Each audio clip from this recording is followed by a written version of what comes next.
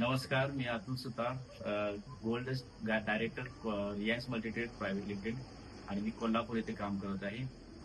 तर हे माझे शिक्षक आहेत शाळेतले आणि यांना 15 वर्षापासून मधुमेहाचा त्रास होता, डायबेटिसचा. आणि त्यांना आपण अमृत ज्यूस, डायबोजी हे 2 दिलेलं होतं.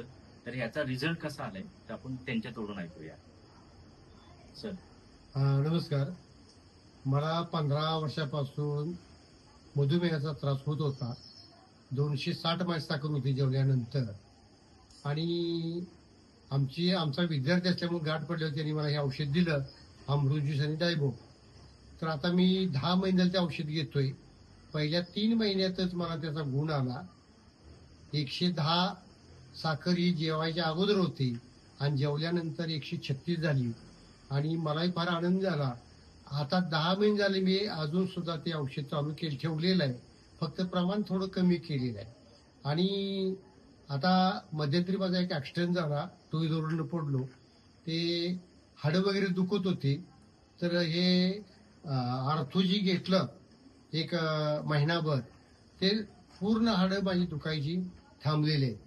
आणि विशेष सांगायची गोष्ट म्हणजे अतुल काय की सांगलीला जे श्रीनिवास पाटील आहेत डॉक्टर, त्यांनी माझं 2दा गोळ्याची पावर कमी केली की सर तुमचे एकदमच साखर कमी कशी आली, कारण त्यांना मी हे सांगितलं नव्हतं औषध घेतोय म्हणून. तर त्यांनी आपोआप त्या गोळ्याची पावर कमी केली. 500 mg ची गोळी फक्त 20 mg ठेवली. आणि 250 नाही 20 mg ठेवली आता एकदम.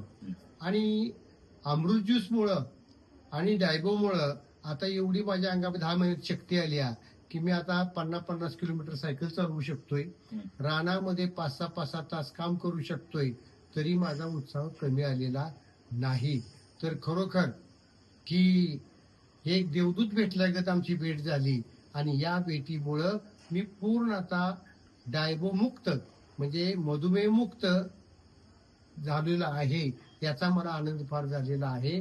आणि म्हणून मी ते विद्यार्थी असल्यामुळं त्यांना वरचेवर बोलवतो.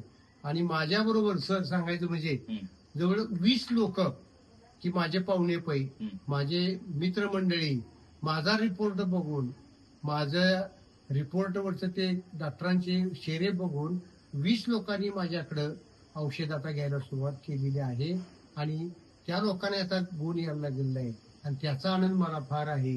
आणि म्हणून हे औषध अमृत ज्यूस आणि डायबो खरोखर प्रत्येक डायबिटीसच्या पेशंटने घेणं फार गरजेचं आहे आणि घ्यावं असं मला वाटतं. थँक्यू. हर रियांश, घर घर रियांश.